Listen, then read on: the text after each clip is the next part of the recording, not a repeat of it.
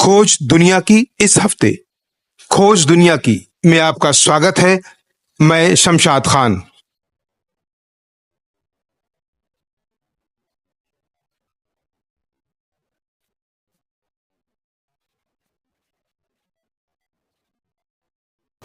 नमस्कार, मैं शमशाद खान। बलूचियों को ये लगता है कि पाकिस्तान ने अपने बदहाल आर्थिक तंत्र को दुरुस्त करने के लिए चीनियों को उनके इलाके में बुला लिया है। चीन ने 62 अरब डॉलर का भारी निवेश किया है और वो बलूचिस्तान में ग्वादर पोर्ट को संचालित करता है। चाइना पाकिस्तान इकोनॉमिक कॉरिडोर, जिसे सीपैक भी कहा जाता है, के तहत इस बंदरगाह से चीन जहां दुनिया से जुड़कर अपना माल बेचने की राह आसान कर रहा है, लगता है कि पाकिस्तान का एक और हिस्सा उसके गले की फांस बनने जा रहा है।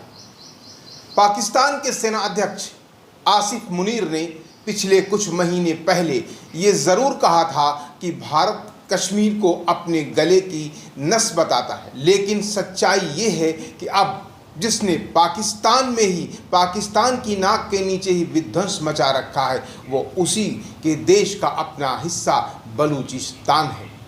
ऑपरेशन सिंदूर के बाद एक बलोच नेता ने कहा कि मीर यार बलूच, जो बलूचिस्तान को आज़ाद घोषित कर रहा है, बाकायदा अपने एक झंडे और अपने राष्ट्रगीत के साथ।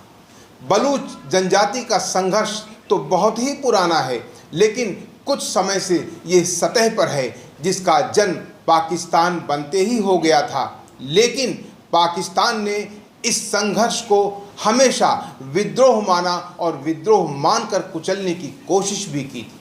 ये देश का सबसे बड़ा संसाधनों वाला इलाका है, राज्य है, जो समृद्ध है। बलूचिस्तान पर तब भी कोई तवज्जो नहीं मिली।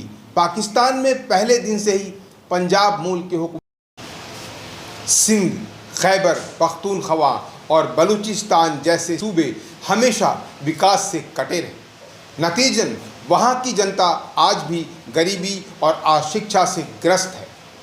उस पर यह दुविधा है कि पाकिस्तान पर राज करने वाले कभी उसकी परवाह करेंगे या नहीं। इन विद्रोहियों से बातचीत का कोई रास्ता भी निकाला जाएगा या नहीं।